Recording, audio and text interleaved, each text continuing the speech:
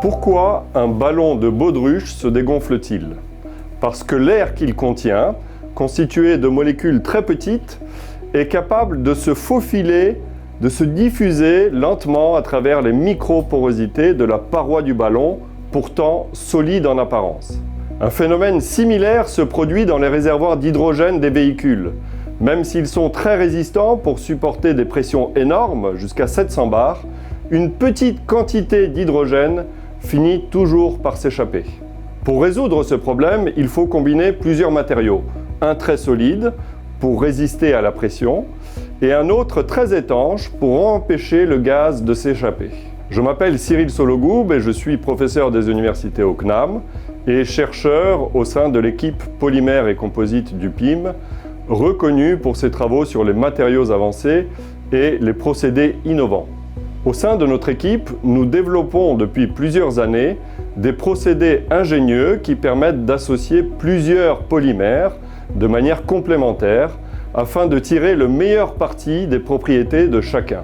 L'objectif est de créer des polymères plus performants en combinant intelligemment leurs atouts, comme on assemblerait différentes pièces pour obtenir un ensemble plus efficace que chacune prise séparément.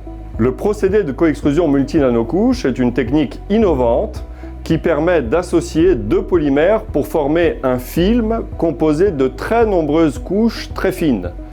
Une étape de mélange, similaire à celle utilisée par le boulanger pour faire de la pâte feuilletée, permet de multiplier les couches jusqu'à obtenir des structures extrêmement fines de quelques nanomètres d'épaisseur.